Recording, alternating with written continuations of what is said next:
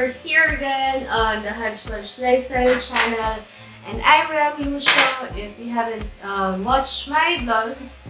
So today it's celebration of a milestone. I can't believe it's been 5 years since I've worked in my career or in my last job. So as you fairly know, I am a journalist and I am releasing this vlog on one of the biggest changes in my career. So I'm gonna be taking you back to how I got this job, what I do, and how it's going for the past 5 years. So this is a part 1 of a 2-part series about my work. So I've never really done that before, and I really didn't knew that I would be actually hitting 5 years here, and I would actually be vlogging about it, but I might as well. So feeling ko naman marami makaka-relate sa inyo, and I hope that I will be able to teach 1 or 2 things about working. So, okay, 5 years. How did I got this job? So I was not working for I think 2-3 months after I resigned from the last one from a travel writing company. So that one I left because I felt like I wasn't really doing what I really love. I mean, don't get me wrong, I like to write, but it felt like there was something else lacking. So I was supposed to quit looking for a job within those 3 months in media. It felt like I couldn't get back to the local industry because the last that I worked for a media company was abroad in Malaysia back in 2013. So things didn't work out, but I really learned a lot from that company. And then when I went home, I decided to do marketing and then the travel company. So I was just, exploring new things, but also have that, I was also inclined into writing. So I took that job. So anyway, sorry to be bubbling. So when I found this one, there was a very significant experience, or somebody talked to me. One of the veteran journalists in the country, Sir Julius Babaw, I suddenly stumbled upon him at the mall for so many years since I last interviewed him for the newspaper. And he asked me one simple thing, and I think you've noticed in my past vlogs or in my book, I've shared it there, that he asked me, where are you now connected, or are you still with your first newspaper where I met you? And I said no. And he asked me why, and I said I don't think the industry wants me anymore because when I came home, it wasn't easy for me to go back again to the local media. So it's not really a given that if you went abroad, it would be easier for you to find a job in the last industry that we worked in. So anyway, fast forward to I think after that talk, I was ready to drop the hat into getting back into the media industry. But I tried it for one last time because, it doesn't hurt. So Sir Julius inspired me to do that, and I'm very thankful for him. So it was just so funny how I found my job from in a media company in Australia. So if you know Caliber, the online job portal, I saw one posting which is not, it's a bit sketchy because there's no logo for the company. It only says the company name and then the country. It says remote, so business journalist. And I, for one, I'm not a business journalist. My living is more in lifestyle, but I've done political and investigative journalism. So business is one of the things that is far way off my radar because I'm not first and foremost good in math. I can do economics, but I'm not really financially, I'm not really good with numbers, basically. So I said, what the heck, just try it out. Little did I know that somebody from that company, my first editor, would be a key for me to go back into the industry. So I got the job and worked there for 5 years. The difference is that it's a correspondent journalism position, so I am not required to go to the office because our headquarters is not in Manila. We don't have a satellite office here.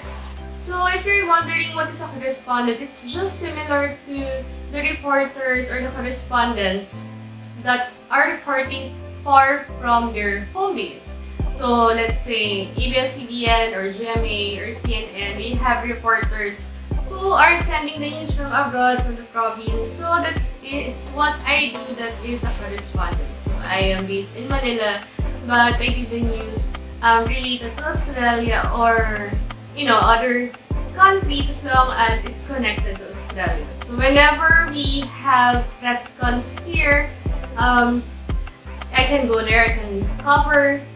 We do online interviews and all that. So it was fun for the past first few years. It wasn't easy. It felt like a baptism of fire after you've been in the industry for so long, and then I had to learn a new jargon or a new way of writing in terms of using British English, because you know that Philippines is very much American English. But given that my background in my past jobs in Malaysia is also British English, it was somehow very helpful for me to switch back to that. But business journalism uses different words, so I had to learn the ins and outs of that, plus the Australian English, which is quite different, as we all know.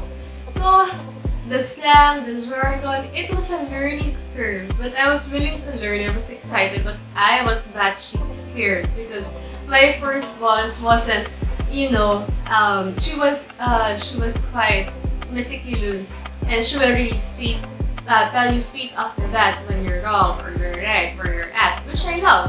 So so I went through so many editors. I don't know, I've probably lost count. I think 5 in 5 years, and then worked with other editors whenever they had to relieve my direct head. I was able to join the Australian Press Corps here because I felt like I needed to do field work and I wanted to do field work, and that was so limited given that our home base is in Australia. That's where most press cons are. So for me, I wanted to really exhaust it, so I decided to contact the Australian Embassy and the Australian Chamber of Commerce, or actually the Australian New Zealand Chamber of Commerce here in the Philippines, so that I get accredited, and which I did. So I also had a chance to be under the Hello Media or work with them, not really under, but work with them so that I can, explore my network and gain more people in my network. Because I really think that's so important if you're a journalist, that you have a wide access to different networks. You have people, you have contacts, they will help you get more news. So yeah. So what is my daily life like? Yeah, it's crazy. I mean, in the morning, I wake up at 6 a.m. I have to gather the news with my boss. That's what, we talk about what goes out, what doesn't go out. You do the online news, the newsletter, and then I also did the social media side, which is not really a journalism work, but since we had less manpower, I guess online work nowadays are all rolled in one. So I learned a lot from that job, especially with social media, because it's not my forte at all. But I enjoyed it, and my background in blogging helped me do it as well. But I was so passionate about writing, especially for the magazine, for print, was because I really do love print, and I love doing interviews. So the most fun for me to do with this kind of job is interviewing people from different countries. There was one interview that I got to do wherein the CEO is in Sri Lanka because that's where he get his, yung suppliers niya is there even if the company is based in Australia. And then one of the highlights would be interviewing one of the wine companies in Australia who is connected with Gary Vaynerchuk, or Gary V, if you know him from YouTube, the media mogul based in the US. So that was really that is also one of my favorites. There's so many things that I've done. So many interviews since 2016 that I really enjoy. But the thing is, I don't get to interview in person because it's online. Except for the fact that when I'm in the Philippines and the representatives of the Australian Embassy or the Australian wine industry are here, that's when I do my face-to-face interviews. So it's not like before wherein I can go to the field so often. So I'm not super drained every day to go out to do my beat. But it's mentally taxing because it's, you always have to think of the angle, what to write, is this right? You have to be careful that you're not going to be plagiarized, you're not going to receive complaints from the people or the company that you write about. So that's where the challenge is. But we always made it work. So I learned so many things about this job, even if I've done reporting or been with the communications industry since, I don't know, 2006 when I'm still studying, because we were required to do internship inside the newspaper because the Manila Times School of Journalism has its own newspaper, which is the oldest newspaper in the Philippines, and we get to intern just below our classrooms because our building, the printing press is way down below, and then the editorial room is right smack in the middle of the building. I don't know if you're envisioning what I'm talking about. And then the school is right on top, on the penthouse. So, so we had that training. So, moving forward, I've done, I've attended press cons, study conferences. I've managed to reconnect also with the former reporters and the new reporters whenever we do an Australian barbecue backyard with the ambassador. And I remember, it's so funny that I've met 3 ambassadors to the Philippines because their transition is so fast. I think over a year, tapos nagpapalit na sila. So, I remember 2 ambassadors na lalaki and 1 na babae. And then, the last one that I attended pre-COVID was the Australian Barbecue Night, where I was able to sat down with the wife of the ambassador, and she was so nice about it. It was just really a highlight of my time here. So, So basically, my daily life is writing the news, and then we do print from time to time because we have a schedule which is quarterly. And then I was able to meet my editor when she came here for a seminar, and it was really nice to see her in person finally. I also met one of my editors who succeeded her for a quick trip here at the airport, and I meet up regularly once a year. Once a year during Christmas breaks, or sometimes we meet up one by one with my Philippine office mates. So we have a Philippine team who are based in the provinces, some are based in Manila, some are in marketing, and we also have some reporters in Vietnam and in Australia. So it's, different culture, different people, and that's one thing that's why I said yes to working with this company. It's because it's multicultural, and I'm looking for a company that is it's like my organization before ISEC, where we work with different people from different countries because it makes more. So that's how we do work, and it's our remote work like, and then some are based in the head office in other cities. So whenever we do meetings, it's usually online. Here, and it's just crazy how time flew.